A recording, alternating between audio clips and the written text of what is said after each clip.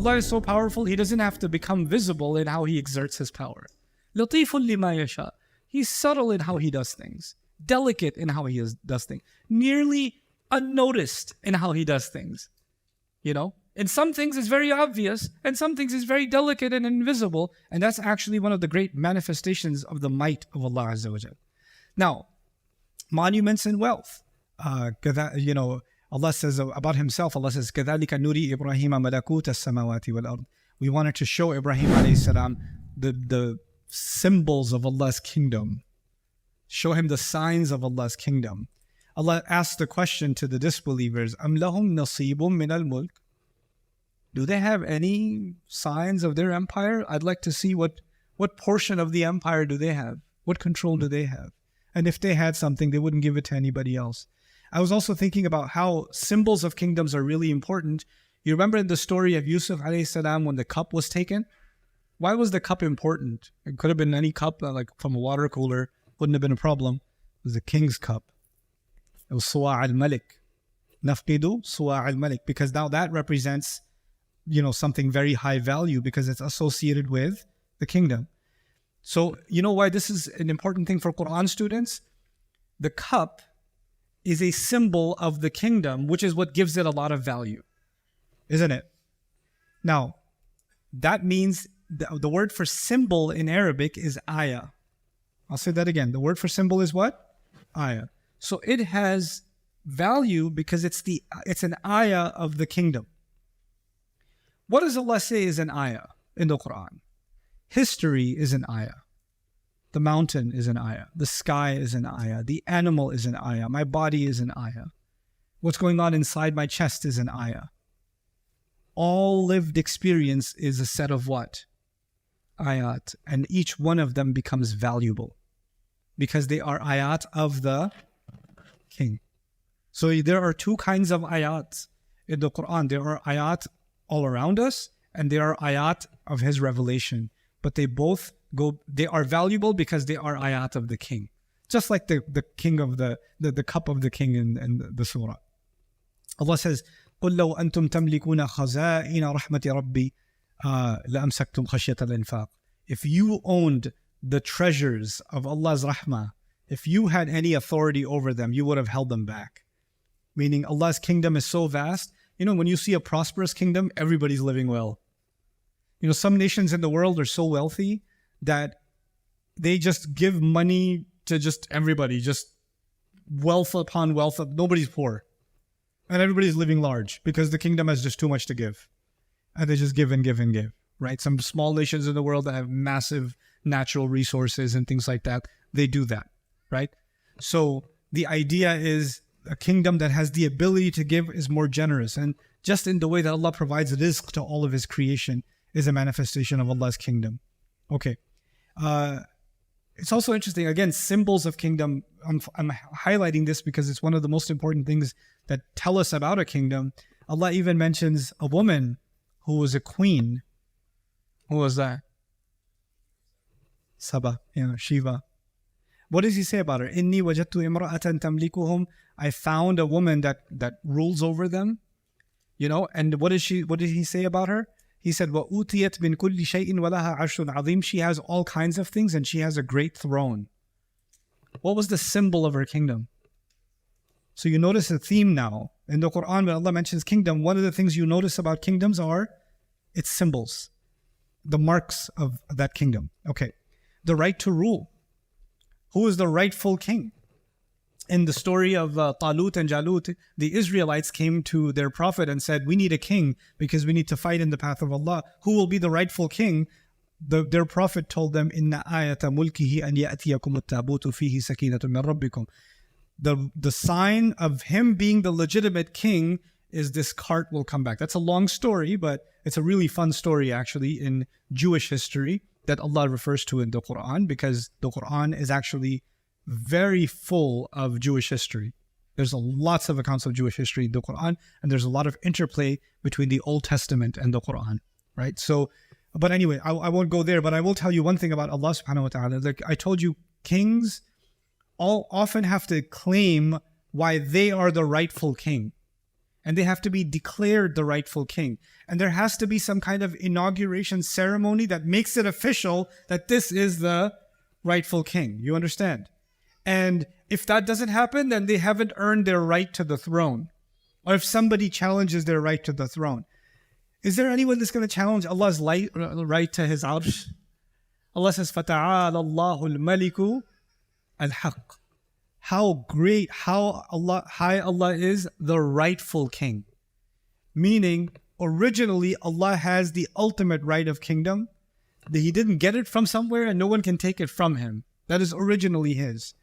Then of course, another piece of His important symbolism that has to do with kingship is the history of a kingdom. Like, for example, a great empire always talks about its monuments and what they did in the past and their victories and their great ancestors and all that kind of stuff, right? وَآتَيْنَاهُمْ مُلْكًا عَظِيمًا. Allah says, we had given them great empire. This idea of reference to going back. Every nation teaches their children about its history. The empire must teach about the history because they have to know what greatness they came from, what they belong to. And of course, every nation tries to tell their children and their next generations a soft version of their history, right? A stronger version of, even if they have bad chapters in their history or embarrassing moments in their history or losses in their history, they'll try to cover that part and highlight the juicy good parts in their history. So you get the history you learn in school, doesn't matter which country you come from. The history you learn from in school is different from actual history because it's more propaganda than history, actually, right? But history is a really important part of understanding kingdom. Of course, has Allah in the Quran described the history of His kingdom? He has, actually, from the very beginning. How He created the skies and the earth, how He brought Adam alayhi salam to this world, and how He has ruled over humanity from the beginning, and its centralized power. A kingdom cannot be considered a kingdom if power isn't centralized. And of course, Allah mentions بِيَدِهِ مَلَكُوتُ كُلِّ شَيْءٍ.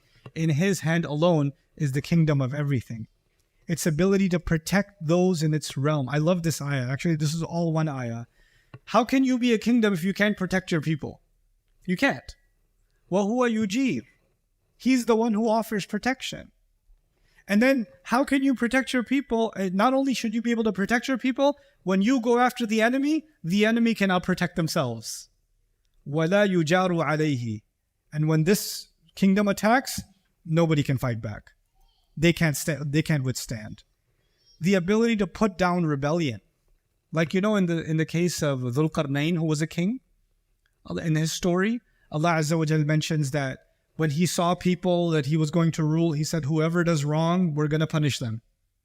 We're going to deal with them, Allah Himself then describes Himself how He deals with rebellions. أَمْ لَهُمْ مُلْكُ السَّمَاوَاتِ وَالْأَرْضِ وَمَا بَيْنَهُمَا فَلْيَرْتَقُوا فِي الْأَسْبَابِ. Do they own the kingdom of the skies and the earth and whatever's in between? Are they going to try to climb up through the ranks of the skies? جُنْدٌ مَا هُنَالِكَ مَهْزُومٌ مِنَ الْأَحْزَابِ. How many armies have there been that I've already annihilated of people who thought that they can compete with me? Like, Allah has put down rebellions in history before. We call them ruins of ancient nations, right? That's Allah putting down rebellions. The ability to take care of its subjects, like سَنَقُولُ لَهُ مِنْ أَمْرِنَا يُسْرًا. Allah says, كُلَّ يَوْمٍ هُوَ فِي, the ayah? كُلَّ يَوْمٍ هُوَ فِي شَأْنٍ. Every day, everybody's asking Him for something. يَسْأَلُهُ مَنْ فِي السَّمَاوَاتِ وَالْأَرْضِ. This very imagery of the king. The king used to have a court and people used to walk in, oh, great king, I haven't had a chicken sandwich for 5 days. Please give me a chicken sandwich. And they would come and beg the king. And the king would give them this land and give them this chicken sandwich or whatever He'd give them. People come and beg the king and the king gives. And then the king is running out of money.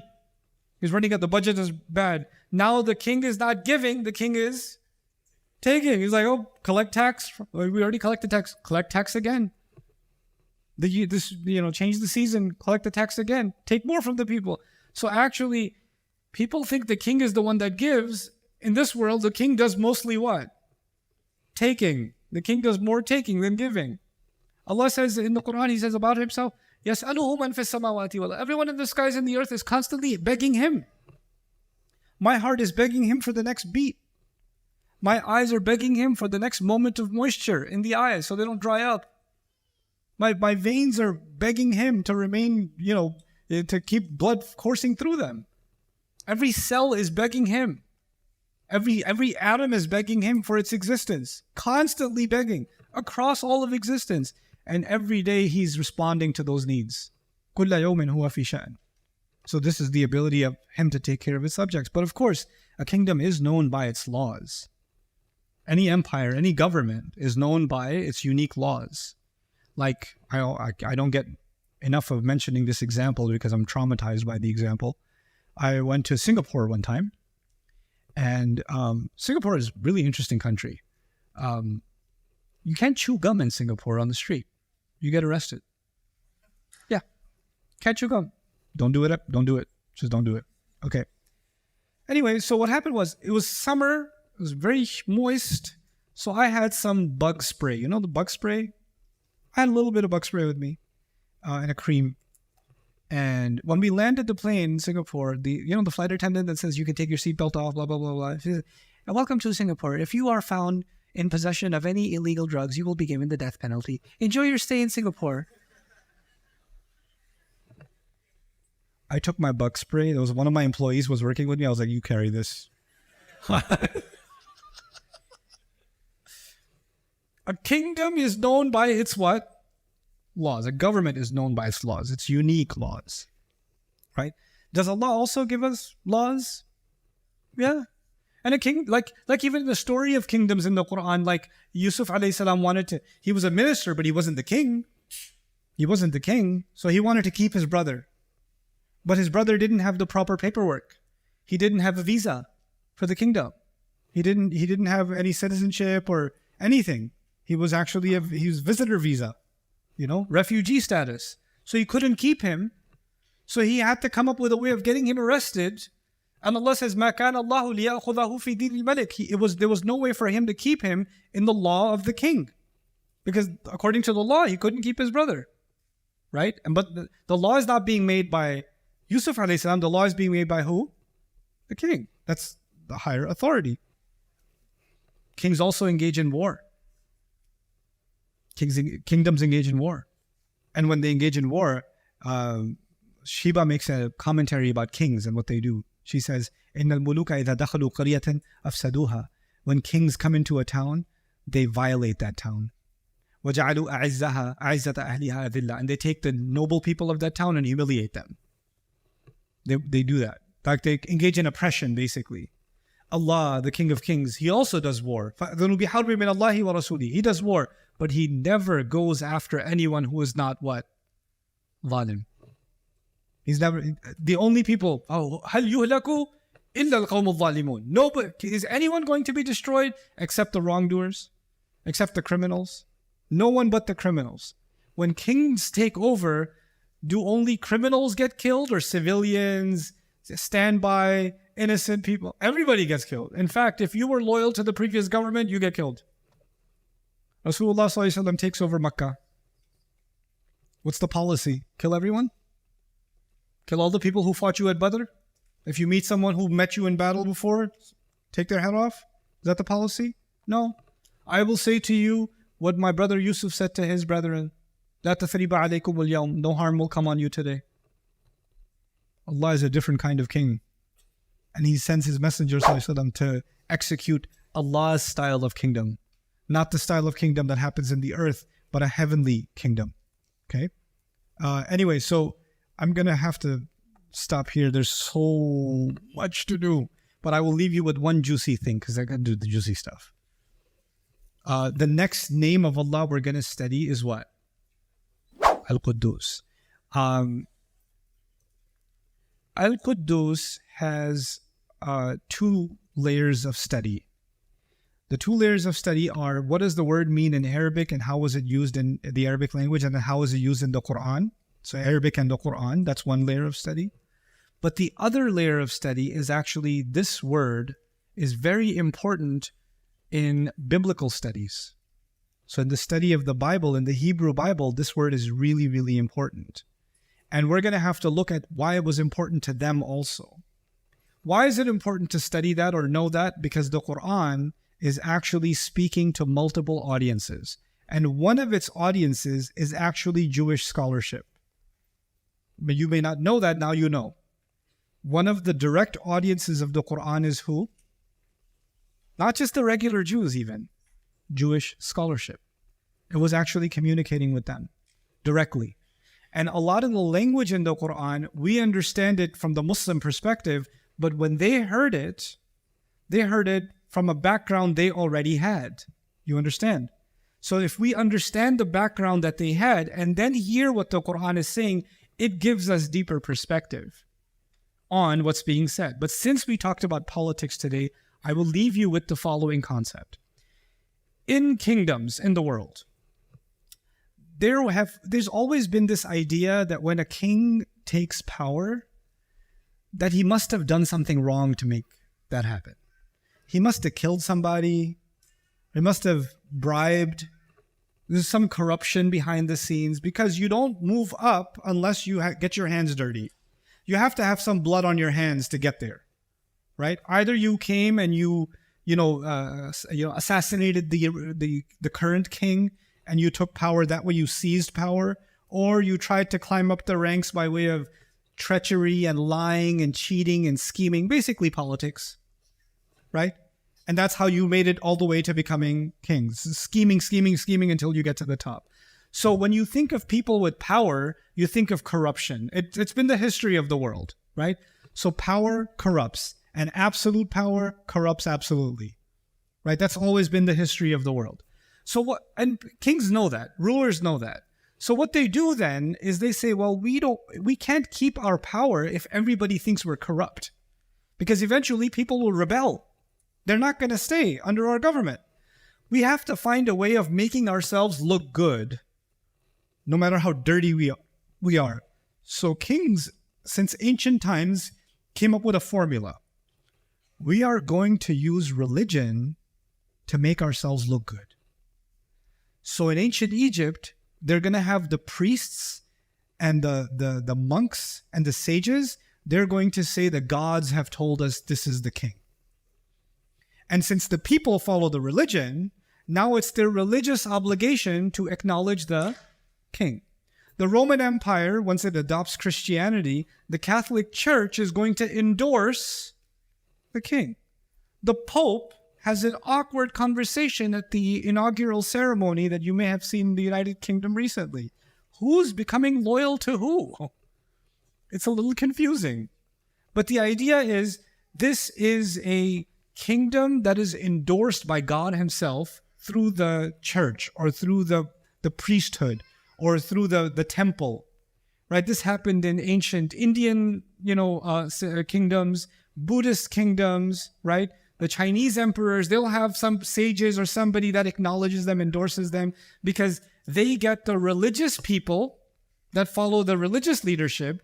When the religious leadership endorses the king, then it becomes the religious thing to do to follow the king. And then in many of these kingdoms, they have prayers for the ruler. They'll pray for the ruler. God save the queen, God save the king, right? They'll have those kinds of things. So what happens is, there's the world of politics and there's the world of religion. And the religious people, they're considered holy. I'll say that again. They're considered what? Holy. And the word for holy people is muqaddas. The word is what? Al-Muqaddas. So kingdoms stay stable because they use the Muqaddas class to declare themselves pure. Because they themselves are corrupt, they need the Muqaddas class to become legitimate. You understand? And these Muqaddas class, these sacred people, these holy people, these saints, these people, they're actually also behind the scenes. What did they say? Hey, we're going to endorse you, but we're going to need a sizable donation, fi sabili, fi sabili us. You understand? Behind the scenes, it's a backdoor deal. So actually, it's not just one is corrupt. The truth is what? Both of them are corrupt. What is this surah going to do? It's actually going to highlight the corruption on the Muqaddas side. It's going to do that too. But what is Allah telling us by these two names together? Al-Malik, Al-Quddus. Allah is the ultimate king. Human beings, when they think of a king, they think of someone who is dirty, corrupt. and then they need to be cleansed by some other religious entity. And Allah says, no, Allah is ultimate king and Allah is ultimately pure, all in one. And what did that teach the Muslims in their understanding of the world? It taught them that in this religion, it's not, that is a different world and this is a different world. This is these people, these muqaddas people, these holy people, they stay inside the monastery. They worship and pray. They think about God and the angels and heaven and hell, but they don't know what's happening in the real world. They don't know matters of government. They just know matters of God. Right? That's the muqaddas class. And then the kings know the matters of politics and what's really happening in the world. Right? So these are the pure people, and these are the people of the samawat, and these are the people of al-ard. You see? يُسَبِّحُ لِلَّهِ مَا فِي السَّمَوَاتِ وَمَا فِي الْأَرْضِ الْمَلِكِ الْقُدُّوسِ. It's incredible. Like how everything is tying together now, and Allah is teaching us actually in this religion to become holier, to become pure. It doesn't mean you don't know what's happening in the real world. And just because you're engaged in politics and the real world doesn't mean you have to become dirty. Both of those things coexist because our God is both Al-Malik and Al-Quddus, all in one. You know this idea, leave to God what is to God, leave to Caesar what is to Caesar? Allah is Al-Malik and Al-Quddus, you see? So it's these few words, they're so profound in the social philosophy, the political philosophy, the outlook that it creates, and it makes sophisticated believers. Now these people are revolutionary. Every religion before this basically used religion as a tool to advance power, the holy right, the divine right of kings. And the Quran comes along and says, no, purity only belongs to Allah, and absolute rule only belongs to Allah. Everyone besides him is going to be imperfect. Everyone is going to be imperfect. SubhanAllah. Al-Malik al-Quddus.